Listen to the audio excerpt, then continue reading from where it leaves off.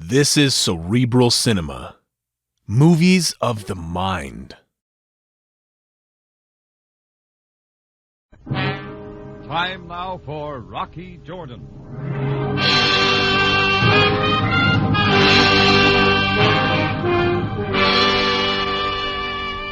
I'm always suspicious of a man, even in Cairo, who wants to play hide and seek. Especially when he's a total stranger.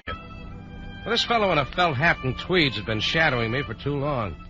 So finally, around 10 o'clock, I left the Cafe Tambourine, figuring that before the night was over, my shadow and I would be properly introduced. But before it was over, I met a lot of people. Living and dead.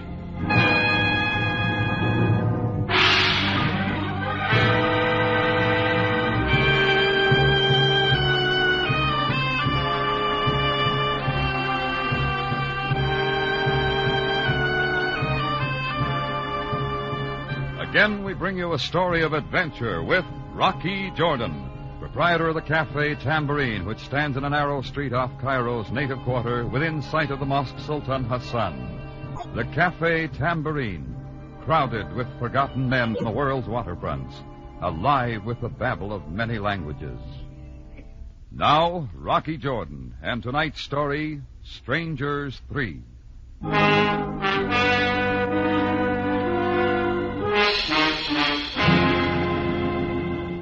I made a dry run down the boulevard Barquille, and sure enough, the stranger in felt hat and tweeds was still following me. I headed south, away from the crowds. He was right behind me like the back hump on a camel. I picked a nice dark alley for our meeting and faded into a doorway. I didn't have to wait long.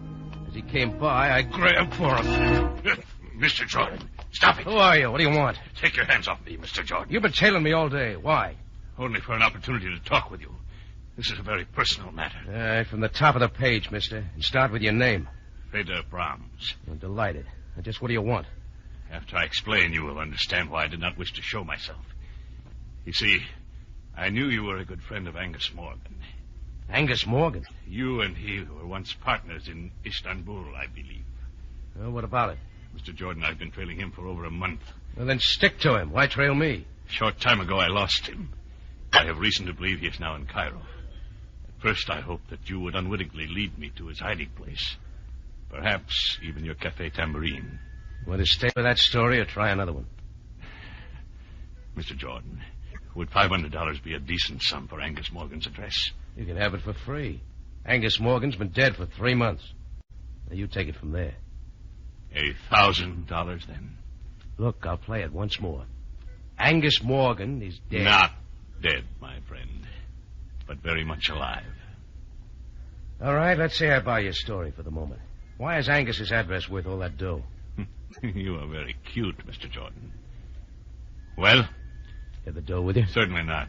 This is hardly the place for a financial transaction. Shall we say your cafe in 2 hours? Let's say that. I'll have the money there. You will carry out your part of the bargain? I didn't make a bargain. I think you will. In 2 hours, Mr. Jordan, at the Tambourine.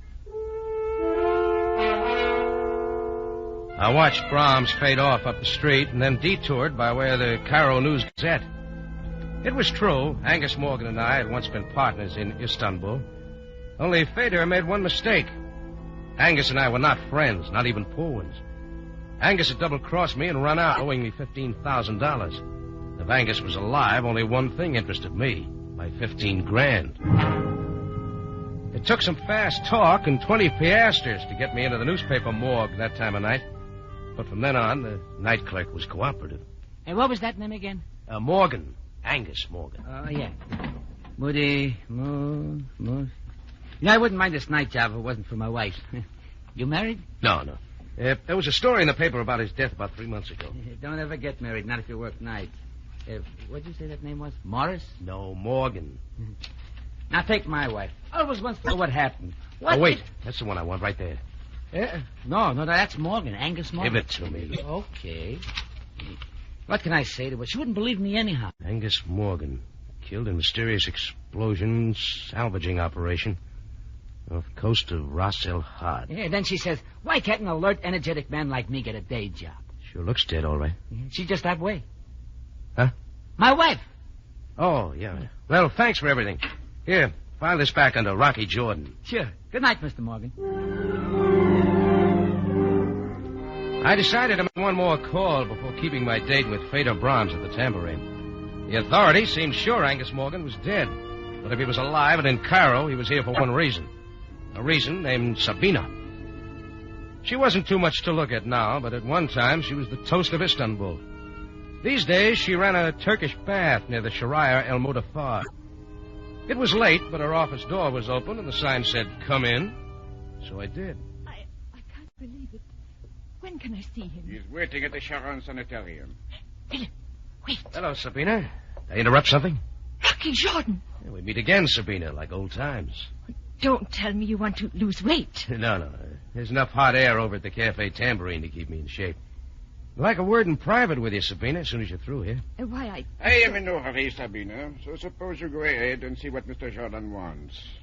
I will wait for you. Why, that's very kind of you, Mr. Tournay. Yeah, thanks. We'll only be a minute. Yes, Rocky? Who's the overgrown Frenchman? Oh, Mr. Tournay was arranging for me to give someone a massage at the sanitarium. Please, Rocky, what do you want? Sabina, what do you hear from Angus Morgan? Angus?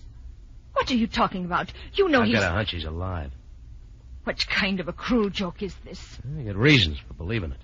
Rocky, I know how you hated Angus for double-crossing you. What good can this do you? Can't you let the past sleep? Still do anything for Angus, wouldn't you? Get out of here, Rocky. Sure, Sabina. Get out! I got out. If Sabina was putting on an act, she wasn't doing a good job of it. But I knew my visit with her was a sure way of making Angus show his hand, if he was around. I went back to my Cafe Tambourine. It wasn't yet time for Feder Brahms to show up, so I sat down in my office to try and decide how I could handle him. Hello. Hello. Is this Mr. Jordan? Yeah? Good. I want to speak to you, Mr. Jordan. It is very important. Who is this? Oh, yeah. We have never met. My name is Svensson. Swenson? Jan Svensson. Oh, naturally. Mr. Jordan, I saw you talking to a man named Feder Brahms. Nice of you to tell me.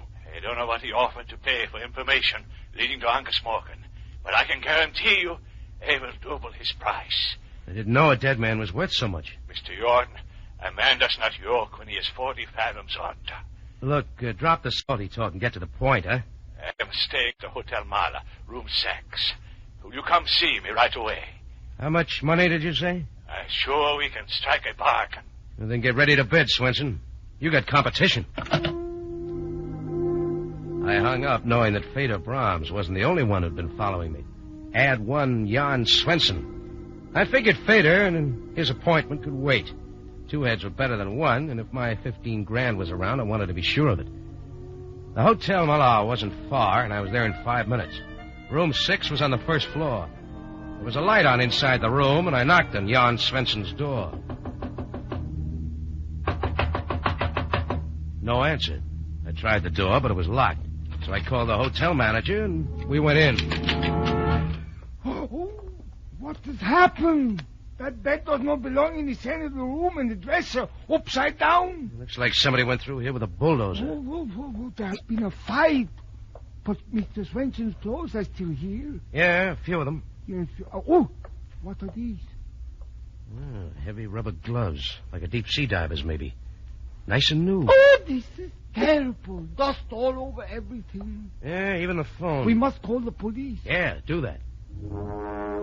I left the hotel manager wringing his hands and got outside. I checked my watch. It was time for my date with Feder Brahms at the Tambourine.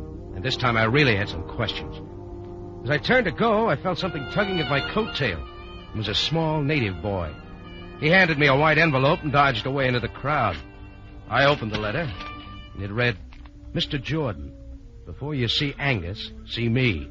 I will meet your price. Signed Captain Maury. Address, 62 Fernier Road. It looked like time for me to tally the score. First on base was Feder Brahms. Next, Jan Swenson. Now coming up to bat, Captain Maury. I figured that Feder could wait for me at the Tambourine, and I caught a taxi to 62 Fernier Road. It had all the earmarks of a sedate rooming house. The skinniest woman I've ever seen opened the door. I'm Mrs. Phipps. May I help you? Yes, I'm Rocky Jordan. Shh. You'll have to keep your voice down. My guests have been asleep for hours. Oh, sorry. Captain Morey's expecting me. Captain Morey? You don't say so. Well, I can't imagine... Look, I got a letter from him. Shh, please. I've got to see him tonight. I'm so angry I could scream. It couldn't have been 10 minutes ago. He skipped out of here bag and package. Out the window, if you please. And not paying me 1 cent for his board and room. Take his clothes with him? Yes, everything except these awful rubber boots. Here, you can have them. Forgot his sea boots. Better give them to the police. The police will be here. I've already called them. Oh, just one more thing. What did Captain Morey look like? Simply horrible. Grotesque and horrible. Oh, thanks. I left Mrs. Phipps standing there, a big new sea boot in each hand, and moved out onto the dark street. I got to the nearest payphone and called Chris at the Tambourine. He said nobody resembling Fedor Brahms had made an appearance there. We were both late for our appointment. Now, there was something else in my mind as I left the phone booth. I wondered if my visit with Sabina was going to pay off. And then it did. The shots were wild, and there were holes in the wall all around me. I dropped to the ground, rolled up in a dark corner. The guy with the gun must have thought he got me because he took off down a side street. He was big, but he ran like a scared gazelle. I was up and after him, but when I got to the corner, he was out of sight. I let him go. Anyhow, I had one answer. The seed I had planted with Sabina had finally blossomed.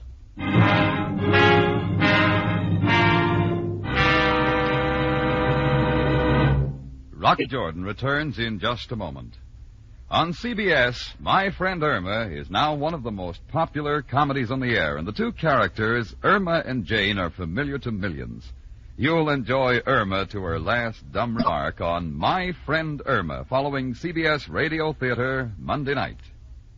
Now, back to Rocky Jordan with tonight's story, Strangers 3.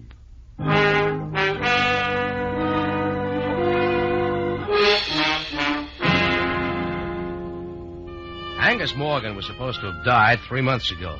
That's what the record said. But when 3 men named Fedor Brahms, Jan Swenson, and Captain Morey came to Cairo looking for him and said he was alive, I was interested. Angus owed me $15,000, and I like money. My visit with Angus's old girlfriend, Sabina, paid off on the nose. When shots started flying, I knew Angus was close by. Back in Sabina's office, the fellow named Tournier had mentioned the Sharon Sanitarium, and Sabina hadn't covered it too well. So the next day being Sunday, I invested in 12 roses and paid the Sharon a visit. On the 3rd floor, I hit pay dirt. I swung a door open, and there, propped up in bed playing chess with Philip Tournier, was Angus Morgan. Rocky! I brought you some flowers, Angus. Shut the door. How did you find me, Rocky? The telephone book. Same old Rocky. Is he your finger man? Me Philip Tournier, my bodyguard. We've already met twice. Twice, Mr. Jordan? Once at Sabina's and once outside a phone booth. You're a bum shot, Tournier. I'm afraid you are mistaken. Skip it. Listen, Angus. Rocky, how did you know I was still living? 3 men told me. 3? Well, count them. Fedor Brahms, Jan Swenson, and Captain Morey. No. You're having a relapse, Angus. Maybe I better call a nurse. Stop it, Rocky. You say they're alive? Breathing, too. Right down your thick neck. They know where I am. Not yet, Angus. But they're each offering me a few thousand for that information. I'm beginning to see what you mean. Seems there was a debt. I'll refresh your memory. $15,000. Rocky, I'll pay you every cent if you promise to leave immediately and forget you've been here. As far as I'm concerned, Angus, you're resting where you so justly deserve. Got it with you? Yes. Philip, this is just between Rocky and me. So if you leave the room... But, Angus, you are sure... I can trust Rocky. You can get me some cigars while you're out. Go on. Very well. I will be back shortly. Well, Rocky, it's been a long time. The money, Angus, remember? Very well. You hand me that valise on the lower shelf of the cart there. Oh, sure. Yeah, feels loaded. I'll have a little left. Yeah.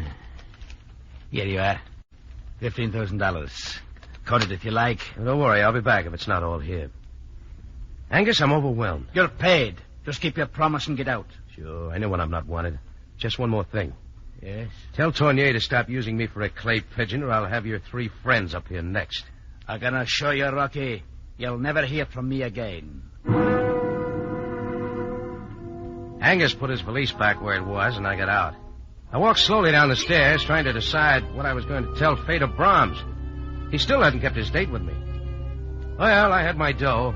I promised Angus to keep my mouth shut, and that's the way it was going to be. I just about reached the main floor when Bedlam broke loose.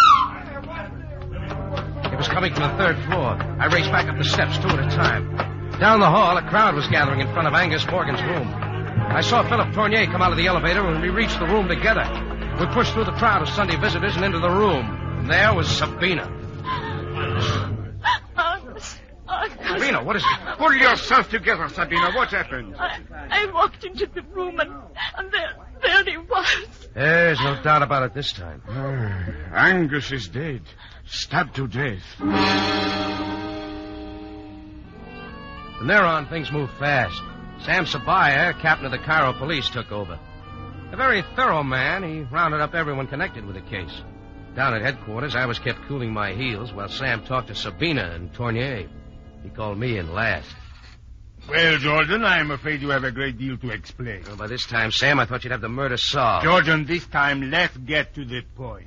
I suppose Sabina told you I had it in for Angus Morgan. That is correct. And Tournier happened to mention that I threatened Angus. Just one more thing. In Angus Morgan's room at the sanitarium was a valise containing $300,000. 300? He is missing. I believe 15,000 of it is in your pocket. Tournier did talk, didn't he? May I see it? Sure. Thank you. Hey, what are you doing, Sam? That's my dough. We shall see. Right now, it is Exhibit A. Where is the rest of the money, Jordan? How should I know? Well, now, wait, Sam. You don't think... Would you like to tell me everything now, Jordan? Of course. I was as sure as anybody else that Angus Morgan was dead. Then people came to me looking for him, said he was alive and in Cairo. What people? Well, first a guy in a felt hat and tweeds named Feder Brahms. Then Jan Swenson and Captain Morey. They both skipped out, but I'll give you their former addresses. You better look them up, Sam. Getting back to Angus Morgan, how did you find him? Philip Tournier let his whereabouts out of the bag when I went to see Sabina. Oh, by the way, an hour later, somebody tried to kill me. I think it was Tournier. But about that 15 grand, Angus owed it to me. I will do my best to find this threesome you speak of. But, Jordan, the facts remain incriminating. I was halfway out of the building when the murder took place. Save that part of your story for the inquest tomorrow. We will notify you of the time. Okay, Sam, we'll play it your way. Good night, Jordan. Good night, Sam. Oh, and by the way, when you give me back my money, I'm going to buy you a present. Oh? What, Jordan? A can of oil. Your chair squeaks. I went out into the street, and when the air hit me, I knew I was sweating. If we were all released, that meant Sam was playing cat and mouse with us. And everything pointed in my direction, much too conveniently. I had to act quickly while I still had a few hours of freedom. I had a hunch the police were following me, but I didn't care. I had nothing to hide. Sabina was first on my list. She took my bait once before, and she might again. When I reached Sabina's Turkish baths, she was already there. Rocky, what are you doing here? Who let you in? I've got to talk to you. Haven't you caused enough trouble? Leave me alone. Who's Feder Brahms? Jan Swenson, Captain Morey. Why don't you ask Philip Tournay? Well, I will. Where is he? He's staying at an apartment over the open-air market on Faran Street. Oh, thanks. I got a good hunch who killed your boyfriend, Sabina. Maybe you have, too. Who did it, Rocky? That's what I got to find out, Sabina. Or I may be next.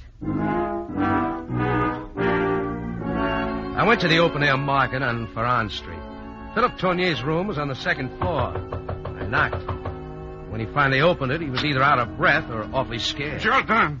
I'm coming in, Tournier. Yes, of course. I thought you were in jail. Well, weren't we all? There is a policeman watching my apartment. 2 of them now. 1 for each of us. I'd start leveling with me, Tournier. You tried to kill me last night, didn't you? I could have, Rocky, but I shot wild, purposely. I was Angus Morgan's bodyguard, not his finger man. When did Sabina arrive at the sanitarium Sunday? I do not know. You ever hear of Feder Brahms? Why, I have never seen him. Well, try these for size. Jan Swenson, Captain Morey. Angus, Feder, and Swenson hired Captain Morey's boat. They salvaged an army payroll from an American freighter that had been sunk during the war. Where? The coast of Ras El Had. The four of them were supposed to split the money between them. Knowing Angus, he changed his mind, wanted all of it. That is right. After they had hauled up $300,000 of the money, Angus sneaked off the boat, leaving a time bomb behind. Everyone was reported missing at sea, including Angus. Well, they're not missing now. They're in Cairo. They will kill me. Sure, if you took the $300,000. But I did not. What can I do? Just sit tight and don't talk to anybody. Especially not to Sabina. Tournier was halfway to his phone before I got out the door, but I didn't mind. At least now I had something to work with, if I could believe anything he said. I went out onto the street wondering if I'd ever see Fedor Brahms again, or Svensson, or Captain Maury. Why would anyone kill Angus, take the money, and stay around Cairo for the police to get at? I stood there trying to figure my next move, and then it was figured for me. The door of a car waiting at the curb swung open. Get in, Jordan. Fedor Brahms. Sure I'm not intruding. Get in, I said. Okay. You take that shiny cannon out of my face. It hurts my eyes. I may have to use it. I want that $300,000, Jordan. You haven't got it? No. I want every cent of it. Tell me something, Fedor. How did it happen Angus Morgan didn't kill you like he planned? Perhaps I knew him too well. We were on the salvage boat, all four of us, lying 2 miles offshore. One night I heard a sound, went up on deck, and I heard oars fading into the fog. It was Angus Morgan taking all the money we'd salvaged. Before I could do anything, there was a blast. I came to on a small vessel sailing for East Africa. It took me 2 months to get back. And I've been looking for Angus ever since. I see. Now you see why I want that money, Jordan. Why don't you look up Jan Svensson or Captain Maury? Why pin it on me? I think you have it. Jordan, I swear I'll kill you right here. Oh, maybe not after you take a look out the back window. Where? Black car? Keep watching it. The police, Fedor. They've been tailing me all day. Perhaps you are not flying. Now listen to some sense. You want the money. I want to get the guy who killed Angus Morgan to clear myself. We can get him together. You know who killed Morgan? Yeah. Captain Maury. I'm sure I saw him at the sanitarium. Captain Maury. Of course. What's your plan? Well, first we split up. Shake the police off our trails. Meet me at the corner of Sika and El Modar, right by the old tower. Why there? I think I know his hideout. You'll be there in 30 minutes. Very well, Jordan. I will be there.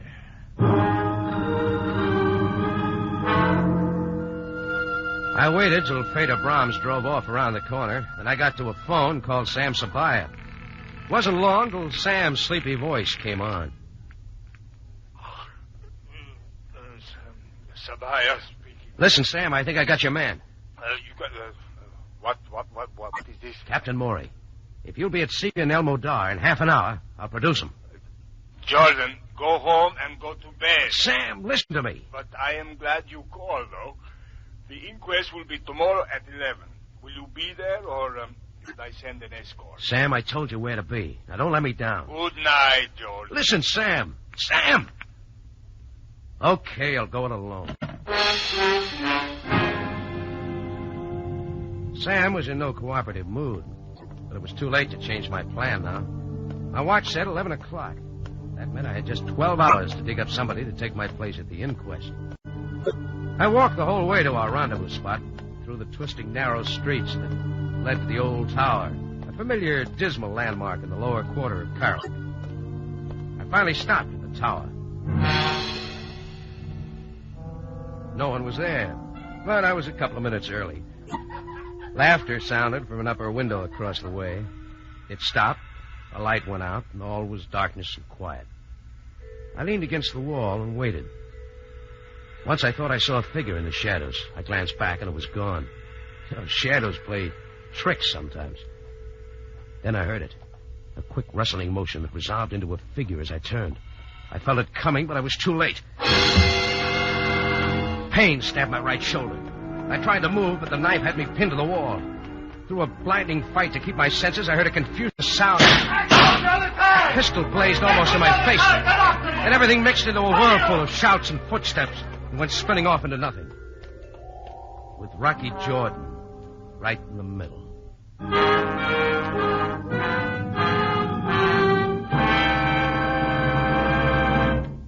Rocky Jordan will be back in a matter of seconds with the ending of tonight's story.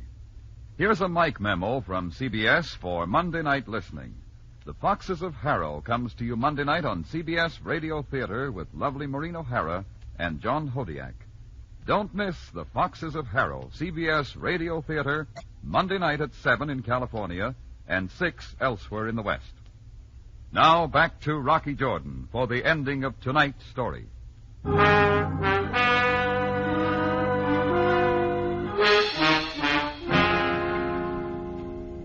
When I opened my eyes, the darkness of the night under the old tower had changed to all white. White walls, white sheets, white bedshirt. The sun was coming in the west window, and seated beside my bed, looking me over like a hound looks over a fresh bone, was Sam Sabaya. Well, Jordan, you missed the inquest. Oh, you're breaking my heart, Sam. Where am I? In the Sharon Sanitarium.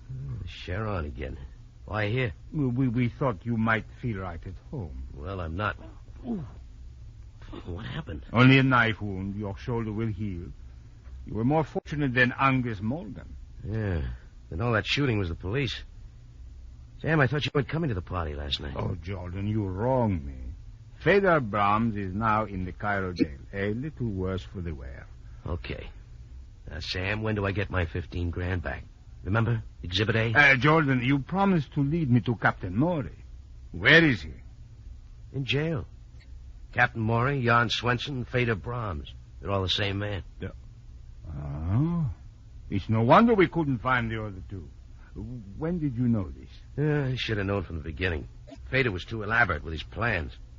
I figured he invented the other two to keep me on my toes, make sure I didn't lose interest. Mm-hmm.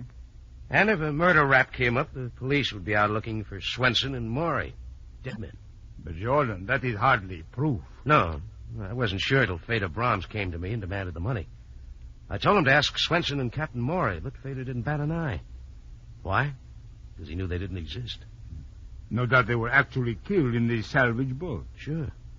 So when I told Fedor I'd produce Captain Maury, he knew I was lying. He decided it was time to get rid of me. Just one thing I don't understand. Sam, about my 15,000. What don't you understand? Well, if Fedor Brahms killed Angus Morgan and took his money, why didn't he get out of Cairo? A very good question, Jordan. Brahms has confessed the murder, but he did not get the money. What? Sabina came into Angus Morgan's room too quickly after the murder. In his haste to escape, Fedor left the very thing he was after.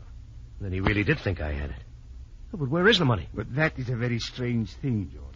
After we brought you back here last night, the money was found in the third floor laboratory. How it got there, I don't know. Sam, of course. Angus set the money satchel on the lowest shelf of that little cart the nurses wheel around. It was still there when she wheeled it out. Ah, I see. Perhaps during the confusion after the murder. Well, that about settles everything. Oh, no, Sam. What about my 15 grand? My dough? Well, you see, Jordan, there will probably be an estate. You will have to put in a claim for it. Well, of all the... Hey, nurse! Nurse! Jordan, can I get something for you? Yes, Sam, a first-class lawyer. Calm yourself, Jordan. You will get your money. You always do.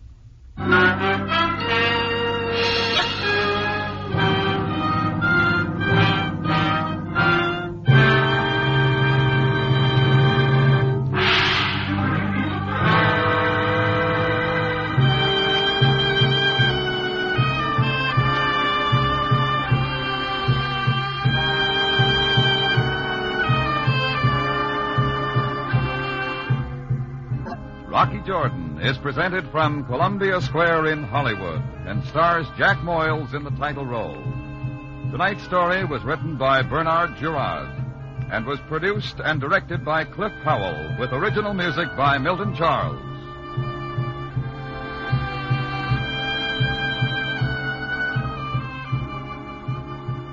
This is CBS, the Columbia Broadcasting System.